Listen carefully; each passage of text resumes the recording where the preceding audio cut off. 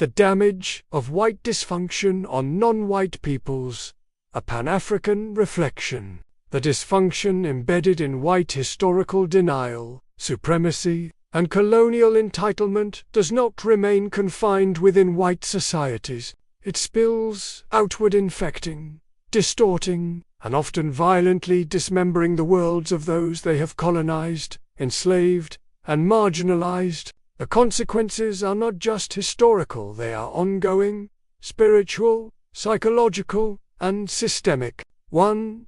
Spiritual severance and the war against the sacred. White colonial systems did not merely seek to exploit labor or land. They launched a war against the spiritual worldviews of Indigenous and African peoples. In their quest to control the earth, the land was no longer a living being, it became property. The ancestors became myths, the spirits were demonized, and so non-white peoples were forced to exist in systems that denied the essence of their being. This rupture continues to cause spiritual alienation among the descendants of the colonized, as they live in worlds that often deny their own cosmologies. 2. Intergenerational trauma and the theft of time.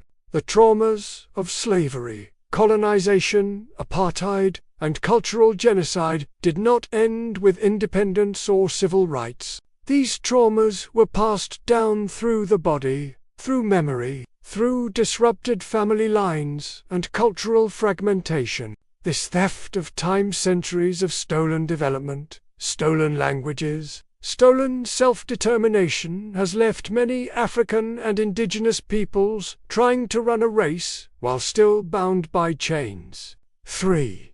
Economic exploitation disguised as progress. The wealth of the white world, its cities, its banks, its institutions, was built on the backs of non-white peoples, yet today, the very systems that benefited from this theft portray non-white nations as developing or corrupt. Aid replaces reparations. Loans replace justice. And so the dysfunction of a global economic system, rooted in greed and inequality, continues to destabilize the efforts of black and brown communities to define their futures on their own terms. 4. Psychological warfare through education and media.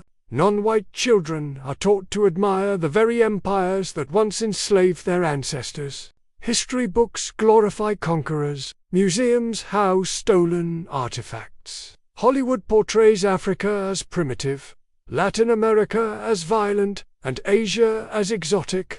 This is not accidental, it is a form of psychological warfare designed to breed inferiority, internalized racism, and identity confusion. When a people do not know their worth, they become easier to control.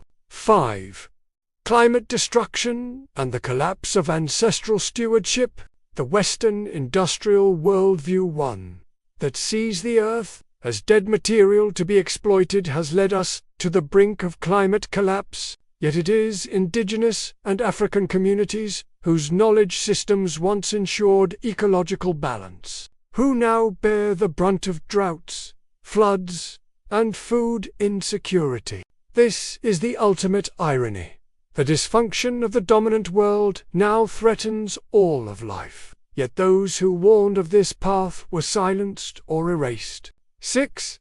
Cultural invasion and the erosion of sovereignty. The dysfunction of white supremacy doesn't always come with guns, it now comes through foreign policy, religious missions, and globalization. It speaks the language of democracy and development while stripping local cultures of their authority. Indigenous governance systems, African cosmology, and community-based ways of life are treated as outdated relics rather than the viable, sustainable models they truly are. A call to healing and reckoning. From a Pan-African lens, true healing cannot happen until the dysfunction is named, confronted, and dismantled, not just within white societies, but within all of us who have been wounded by its impact.